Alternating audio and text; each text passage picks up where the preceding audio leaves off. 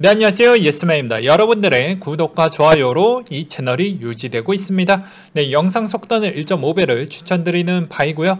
네, 이번에도 어떤 소식이 나왔는지 같이 한번 내용을 보도록 하겠습니다. 네, 달러 원달러에 대한 가파른 상승이 미달러 강세를 보여주고 있다. 그리고 위안화 절하에 따른 또 영향도 보인다라는 내용이 있었는데요.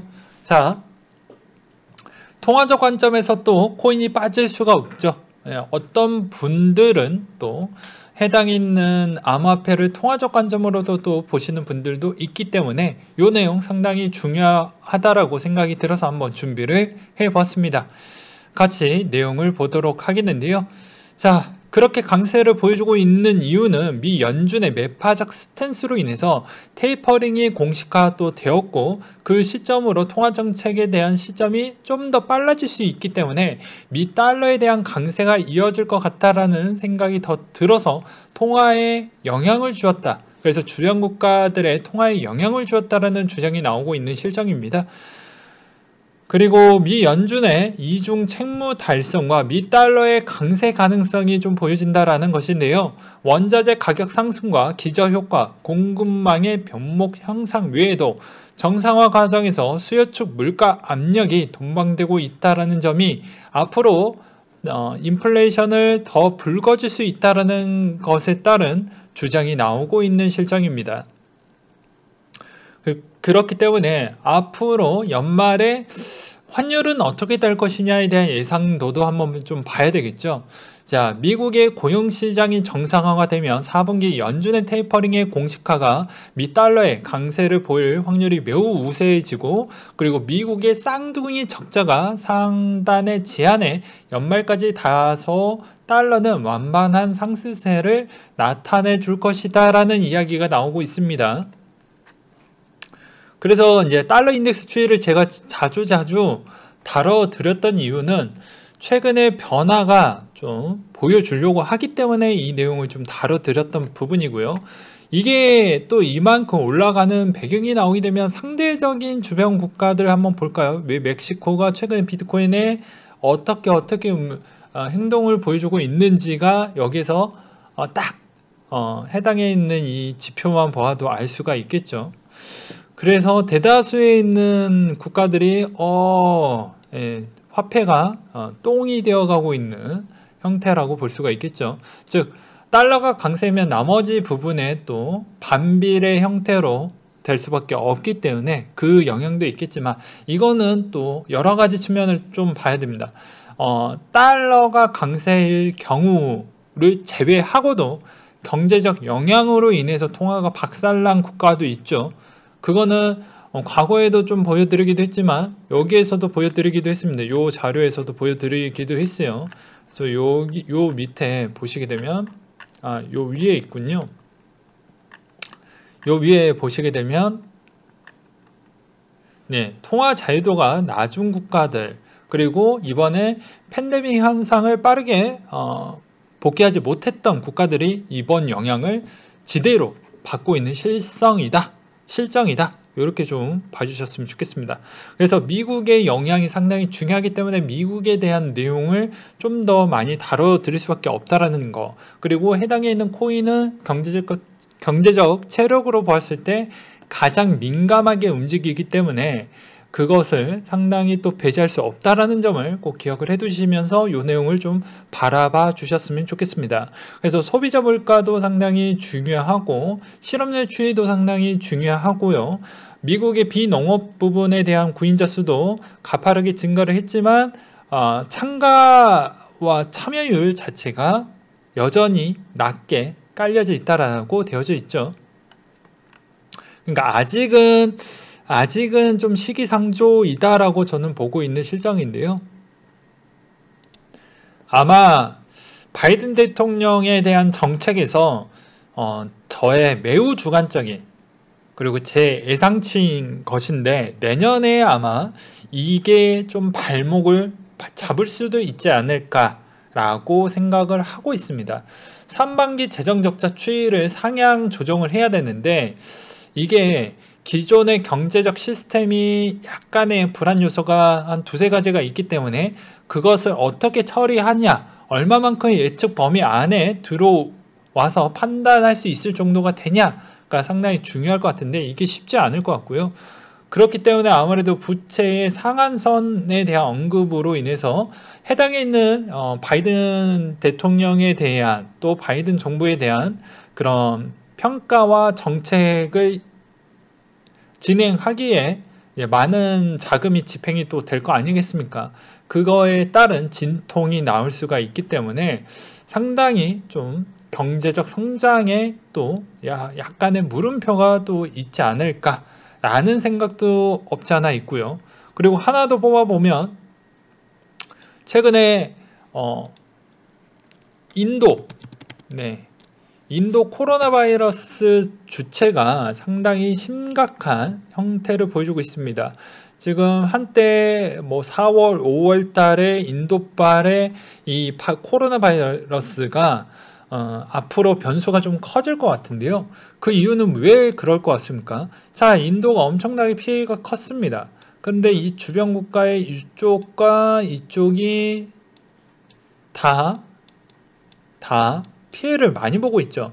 그래서 뭐 태국, 말레이시아, 뭐 필리핀 쪽 거의 뭐 전멸 당하듯이 지금 하고 있고 중국도 지금 인도발 바이러스가 심상치 않을 정도로 지금 민감하게 반응을 하고 있는 실정입니다.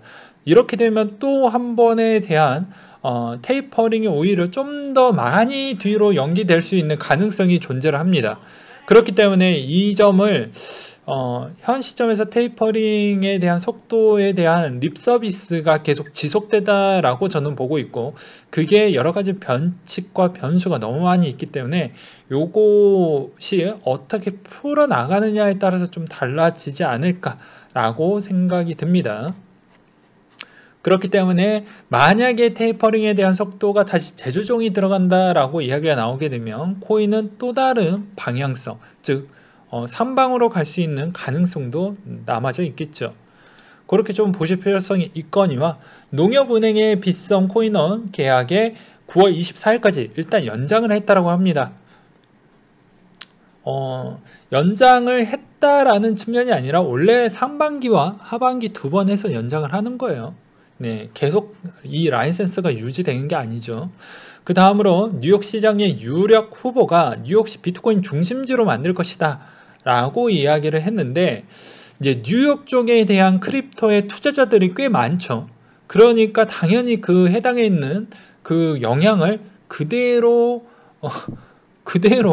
또 역으로 이용을 해서 민심을 또 요런 몰이를 하려고 하는 것 같습니다. 그 다음으로 멕시코 3대 부호 자산의 10% 비트코인 보유 중이다 라고 이야기를 했는데요. 앞으로 통화의 변칙성이 많을 멕시코 쪽이 좀 앞으로 비트코인을 좀 더 많이 좋아할 수도 있겠죠. 그 다음으로 포보즈 비트코인 ETF가 21,114개 비트코인을 보유를 했는데 전달 대비 113개가 증가를 했다라는 내용이 있었습니다. 이더리움 롭스텐 테스트넷 런던 하드포크 활성화가 있다고 하는데요. 아무래도 이제 7월 달에 요 부분으로 인해서 이더리움에 대한 관심도와 또 앞으로의 그게 시세에 아마 영향을 줄 것이다라는 주장이 나오고 있는데 이거 하나로는 조금 부족하지 않을까라고 보여집니다. 네. 그래서 한동안은 이더의 가격은 좀 더 관망을 해야 되지 않을까라고 보여지고요. 그 이유는 디파이의 지금에 있는 어느 정도에 대한 총액에 대한 가치, NFT에 대한 성장적 부분, 그 두 가지가 어느 정도 홀딩을 해 주어야지 이더의 가격도 어느 정도 방어가 되는데 아직은 좀 그렇다라고 개인적으로는 그렇게 또 생각이 들기도 하고요. 그 다음으로 중국의 금융 전문가 비트코인 스캠 아니다, 금과 같은 자산이다 라고 주장이 나오고 있습니다. 그는 사람들은 금에 투자하는 것처럼 비트코인에 투자할 수 있지만 그렇다고 비트코인을 통화로 볼 수는 없다. 금이 통화로 사용되지 않으면서 일종의 투자 자산의 역할을 하고 있는 것처럼 비트코인을 일종의 자산으로 보는 것이 맞다. 그러니까 사람들이 고정관념이 너무 뚜렷하게 잡혀져 버렸죠. 원래 금도 거래가 가능하지만 불편할까 그냥 굳이 쓰지 않은 겁니다. 근데 좀 더 스마트하게 자산도 분할하거나 또는 결제용으로 쓸 수 있는 형태로에 대한 성향은 갖고 있지만 그게 지금의 통화를 위협 주면서 사용하는 형태는 또 안 나올 수도 있고 앞으로에 대한 미래는 가능할 수도 있는 거죠. 그렇기 때문에 그것을 단정 짓기에는 좀 어렵지만 좀 더 접근성이 과거 대비보다는 더 좋아졌으니 이제는 좀 결제와 나머지 부분도 같이 좀 봐야 되지 않을까라고 저는 생각이 듭니다.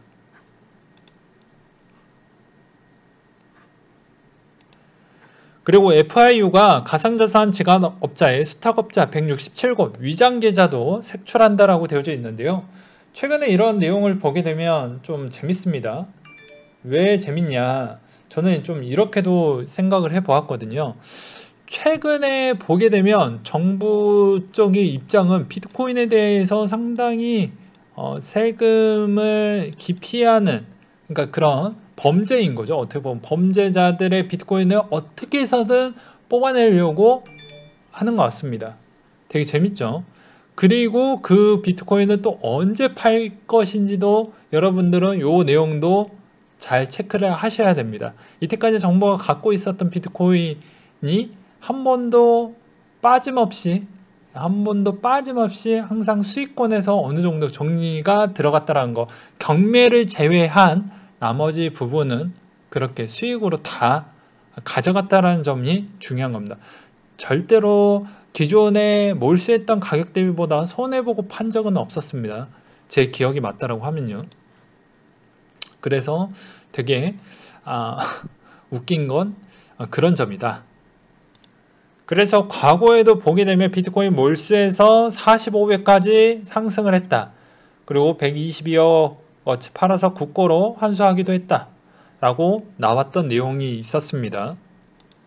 그래서 어떻게 보면 비트코인을 직접적으로는 정부도 가져가진 않지만 간접적인 형태로 비트코인을 어떻게 해서는 좀 아이러니하게 모아가려고 하는 형태가 좀 보여진다라는 게 좀 포인트다. 오히려 또 부자들이 어떻게 보면 납세에 대한 의무를 잘 지켜지지 않는데 비트코인을 먼저 또 가져가게 되면 또 그 납세가 좀 더 잘 되는 그 점을 또 역이용하는 부분도 없지 않아 있고 오히려 또 그것을 그냥 가만히 냅두고 가장 시장이 좋을 때 팔고 그런 형태로 또 쓸 수 있는 두 가지 카드가 있기 때문에 되게 재밌게 정부는 재밌게 활용을 하고 있다. 그리고 더 재밌는 점은 올해 기점에서 재미난 포인트가 하나가 있었죠. 그거는 은성수 금융위원장이 해당에 있는 그 발언이 나오기 전에 또 그 전주에 또 매도가 다 진행이 되고 난 뒤에 그런 발언이 나왔다라는 점이 상당히 재밌는 점이라고 볼 수가 있는 대목이었습니다. 그리고 25일 기준으로 옵션 포지션 중에 약 40% 만기 도래가 있다라고 해서 아마 이제 6월의 마지막에 남아져 있는 선물 만기 시점에 영향이 얼마만큼 줄 것이냐. 그러니까 비트의 선물 만기, 이더의 선물 만기, 그리고 마이크로 비트코인 선물 만기가 같이 있기 때문에 그것이 어떤 형태로 또 시장에 영향을 줄 것인지를 대략적으로 좀 체크를 하고 넘어가야 되겠죠. 그 다음으로 레벨 87 정도 되셨던 분이 이더리움 적금 넣기라고 해서 요 시점에서 요 내용을 또 글을 또 적어 주셨더라고요. 그래서 한번 내용이 괜찮아서 한번 갖고 와봤습니다. 자, 나는 2017년도 하반기에 들어와서 핵폭탄 맞고 마이너스 85%까지 털린 코린이었다. 비트코인 반감기 4주년 상승설 공부하다가 넘버2 이더리움 차트를 보고 원화 추구를 하면 적금이 으로 이더를 놓으면 괜찮다라고 생각을 해서 상당히 자기에 대한 구체적인 전략을 제시를 해놓고 그렇게 만들어서 7배 정도를 챙겨 먹었다라고 되어져 있습니다. 근데 지금 시점에서 이 전략이 전 맞다라고 보기에는 좀 어렵고요.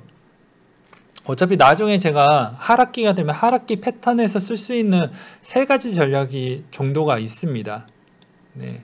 그 3가지 전략에 대해서 제가 알려드리려고 하니까 그 점을 챙겨 보셨으면 좋겠고, 그 중에 하나에 대한 전략은 지금의 이 전략은 하방이 거의 끝나고 끝나갈 때쯤에 쓰는 게 가장 좋고요. 지금의 만약 이 시점이 여기나 아니면 뭐 요 정도 요 위치에 있을 거라고 저는 보고 있는데, 여기서 추가적인 하락이 나온다고 하면 수익이나 수익률 부분이 좀 영향을 줄 수가 있으니, 오히려 여러분들한테 꿀팁을 하나를 미리 설명드린다고 하면 이렇게 하는 게 낫겠죠. 내려가는 시장에는 비트를 모으고, 그리고 비트가 어느 정도에 대한 내가 적금으로 드러났던 이런 형태, 적금 현황으로 드러났던 비트코인이 대략적으로 5배 정도에 대한 수익률이 나왔다 라고 했었을 때, 이제 그때 나머지에 대한 반은, 수익률의 반은 이도로 투자를 하고, 나머지 반은 해당에 물렸던 코인, 알트코인에다가 사주는 형태로 그러니까 어떻게 보면 평단을 낮추는 전략으로 그렇게 하는 게 가장 좋습니다. 이게 하락기 때 쓰는 방법으로 가장 낫다라고 설명을 드리고 싶어요, 코린이 분들한테. 그래서 내 평단을 낮추는데 알트코인을 좀 쓰다 보면은 상당량 시간이 많이 걸리기 때문에 이게 지치고 힘들고 멘탈이 쉽게 흔들립니다. 뿌리채 흔들려요. 그래서 이 전략도 좋긴 하지만 상당히 쉽지는 않는다 라는 점, 그리고 이 전략 쓸 거면 하락기 때 써야 된다, 하락이 거의 끝나갈 때쯤부터 쓰시면 된다 라는 점을 말씀드리고 싶고요. 정부의 암호화폐 현 스탠스이다 라고 해서 올려놨던 그 기사 내용 중에 포인트만 설명하도록 하겠습니다. 자, 지금의 김부겸 총리가 그분들의 어떤 마음일 거라는 거 잘 알고 있다. 거래 이익에 세금을 내는 거 감내해 주셔야 하는 거 아닌가 싶다. 과세를 1년 유예하는 방안에 대해서 정서적으로 받아들이기 힘들다라는 거 이해한다. 이 자리에서 답변 드리기 적절치 않다. 현재로서 정부 입장은 변화시킬 입장이 아니다라고 말을 하고 있다. 이게 좀 애매하거든요. 총리 입장은 확고합니다. 근데 저는 여든 야든 저는 정치적 성향은 없이 그냥 코인적 관점으로만 설명을 하도록 할게요. 그냥 제가 보기에는 또 약간의 간을 좀 보면서, 그러니까 여론의 간을 좀 보면서 이게 생각보다 코인의 좀 그런 분위기, 그리고 여론이 또 미치는 영향이 꽤 크다라고 하면 또 대선에 약간의 영향을 줄 수도 있지 않을까 싶습니다. 대선이 상당히 가깝기 때문이죠. 그래서 현 막바지 정권에서 뭐 큰 스탠스를 바꾸기에는 좀 어렵겠지만, 그나마 희망적인 측면도 있는 배경 중에 하나가 부동산 쪽에 세금의 변화 폭을 조금은 변화를 주었기 때문에 아무래도 코인도 그렇게 큰 틀은 변화를 주지는 않겠지만 약간의 뭐 기간적 조정은 줄 수 있는 기대감은 아주 조금이라도 가져보는 게 낫지 않겠냐. 그렇지만 총리에 대한 확고함은 변하지 않는다라는 것을 기억을 해 두셨으면 좋겠습니다. 그게 좀 아쉬워요. 그래서 보게 되면 여기에서도 이때까지 코인 투자한 사람이 대략 600만 명 정도가 되는데, 생각보다 이런 거를 좀 따져보지 않고 너무 몰아붙이는 게 별로 좋지 않다. 그러니까 장치와 제도가 우선적으로 좀 정비를 해 놓은 상태에서 세금을 걷는 단계가 이미 다르다라는 것은, 저는 솔직히 말을 하면 제도를 갖춰놓고 세금을 걷는 게 전 바람직하다고 봅니다. 근데 오히려 이게 기존에 있는 어떻게 보면 이 코인 시장이 생각보다 과열이 안 잡히니까 어떻게 해서든 세금을 먼저 선 집행을 하려고 하는 그런 성향도 어떻게 보면 이 정치 쪽에 그런 생각으로 가지신 분들도 좀 있는 것 같아요. 그래서 양면성을 좀 다 보면서 좀 생각을 해야 되지 않을까라고 생각이 들기도 합니다.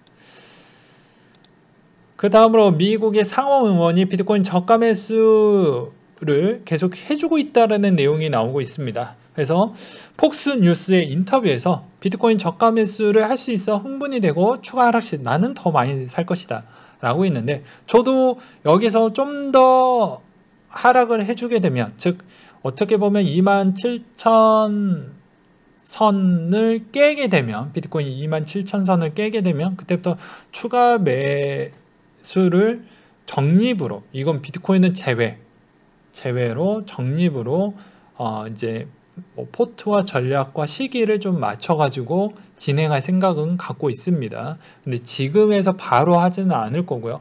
8월달 정도와 가격 추이를 좀 고려를 같이 하면서 그런 생각을 갖고 있습니다. 근데 하락기의 패턴은 내 알트의 평단도 중요하겠지만, 평단 낮추기에 쓰기에는 더 알트가 더 밑으로 꼬라박기 때문에 웬만하면 비트를 먼저 해놓고 거기에서 수익을 어느 정도 낸 뒤에 그 나중에 물을 타도 늦지 않아요. 네, 그러니 그 전략을 꼭 머릿속에 기억을 해 두셨으면 좋겠습니다. 나머지 두 가지 전략은 하락기 패턴에서 설명을 좀 드리도록 하겠습니다. 이주열 총재가 연내 금리 인상을 하겠다라는 언급을 또 한 번 또 보여주기도 했었는데요. 아무래도 이제 미국의 행동 부분이 예사롭지 않다 보니까 이런 카드를 좀 꺼냈던 것 같습니다. 네, 제가 보기에도 요거를 먼저 선제적으로 하기에는 여러 가지 문제점이 좀 있어요. 부동산 영향을 좀 끼칠 것이고요. 해당에 있는 주식시장에도 끼치겠죠. 그러면 당연히 주식시장에 끼치는 영향 자체가 어떻게 보면은 전체적인 시장에 있는 위축을 또 해줄 수가 있기 때문에 그게 한편으로 별로 또 좋진 않을 수가 있습니다. 너무 위축기를 빠르게 당겼을 때는 이때까지 경기 부양을 위한 성장률 추이가 오히려 안 나올 수가 있겠죠. 그래서 조금 더 버블적인 형태로 가준 뒤에 약간의 정책적으로 좀 위축하는 그런 정책을 쓰는 게 더 낫지 않을까. 왜 그러냐? 한국은 이미 고령화 사회로 넘어가고 있고 자동화 사회에 그 누구보다, 그 어떤 나라 그 누구보다 제일 빠르게 자동화를 해주고 있기 때문에 실업자 추이와 그리고 자동화 패턴이 빨라지면 그만큼에 대한 과소비적 단계가 이미 넘어가고 있습니다. 고령화 추이도 좀 있고요. 그래서 생각보다 이것을 빠르게 도입하는 게 과연 바람직할 것인가 라는 점도 좀 고려를 하면서 정책에 좀 반영시켜야 되지 않을까 싶습니다. 근데 미국의 생각은 일단 인플레를 과하게 끄집어낸 뒤에 하려고 하는 것 같아요. 일본의 과거 패턴을 보고 한번 그 불씨를 좀 과하게 나왔다고 해서 그때부터 좀 조정 정책을 쓰다 보니까 박살이 나는 경우도 보았고, 유럽도 마찬가지로 그런 경우를 보았고 했기 때문이죠. 그 다음으로 코인으로 쉽게 돈 버는 방법 공개를 하겠다라고 해서 어떤 책에서 나왔던 내용인데, 이 내용도 괜찮아서 한번 가져와 봤습니다. 내가 구매한 코인이 마이너스 80, 90이 되었을 때 암호화폐 매수 시점이 된 것 같다. 그리고 암호화폐 요 전략을 쓸 거라고 하면 뭐 코인 한두 개 정도를 거의 한 중형급이나 정도 상폐되지 않을 만한 코인을 하나를 선택해서 사놓고 그 가격이 얼마만큼 떨어졌는지를 보는 것도 나쁘진 않겠죠. 그리고 암호화폐 공포 및 탐욕 지수가 극단적 공포에 다가올 때, 코인 투자가 비관해서 극단적인 행동을 하는 사람들이 많을 때, 비트코인 관련 채팅방이 글이 올라오지 않을 때, 뉴스 신문에서 암호화폐가 죽었다라고 기사가 나올 때, 투자자들이 게시판에서 망했다라는 곡소리가 나올 때, 본인이 우울증에 걸렸을 때, 암호화폐 매도 시점을 한번 보도록 하겠습니다. 자, 공포와 탐욕 지수가 높게 나왔을 때, 구글 네이버 트렌드의 검색어 순위에 올라와져 있었을 때, 그리고 회사, 학교, 지하철에서 코인창을 많이 보는 사람들이 많을 때, 그리고 SNS에서 대학생 청소년들이 코인하는 것이 심심치 않게 보였을 때, 아파트, 카페, 편의점 아저씨들도 코인을 하고 있을 때, 동사무소, 전통시장, 노인정 등 어르신들이 코인을 하고 있을 때, 그러니까 암호화폐 채팅방 커뮤니티 거래소가 신규들이 넘치고 있을 때, 암호화폐 중대범죄가 발생을 해서 그런 언론을 다뤄질 때 라고 되어져 있습니다. 근데 여기서 하나 더 추가를 하게 되면 뭐 이런 부분을 볼 수가 있겠죠. 내 친구가 코인으로 돈을 많이 벌고 있다라고 했었을 때 라고 볼 수도 있겠죠. 그 다음으로 라이온 시큐어에서 LG CNS와 모바일 운전면허증을 구축하고 있다고 합니다. 이 모바일 운전면허증이 나오게 되면 일부 기술로는 블록체인 기술을 씁니다. 라이온 시큐어의 보안 쪽은 해당에 있는 지금 보안 업체에 대한 그런 이쪽도 여러 가지에 대한 갈림길로 갈라졌는데, 라이온 시큐어는 블록체인에다가 보안 기술을 몰빵을 찍었습니다. 그리고 그 다음에 뭐 C큐브도 있고요. 그리고 그 다음에 한 곳이 더 있는데 기억이 나지 않는데, 그런 쪽은 또 다른 길 쪽으로 보안 기술을 좀 보완하는 형태로 선택을 했거든요. 그래서 이 모바일 운전면허증은 거의 블록체인 기술로 쓰인다라고 보시면 될 것 같습니다.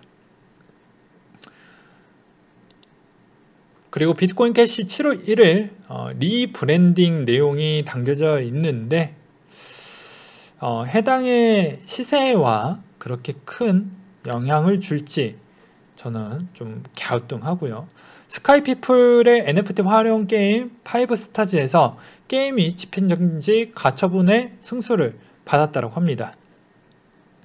네, 글쎄요, 이게 학부모님들에 대한 그런 또 분위기가 한 번 더 받게 되면 요거 쉽지는 않을 것 같은데, 글쎄요, 아직은 잘 모르니까는 그냥 어영부영 넘어가지 않았을까 라고 생각이 듭니다. 그러니까 NFT에 대한 게임가에 쓸만한 부분이 꽤 많고 하는데 쉽지가 않아요. 솔직히 말을 해서. 한국에서 학부모가 게임을 좋아하지 않죠. 근데 그 여론이 오히려 해당에 있는 성인들에 대한 그것까지 다 싸잡아서 그게 일반화되고 공론화되기 때문에 문제가 좀 커지죠.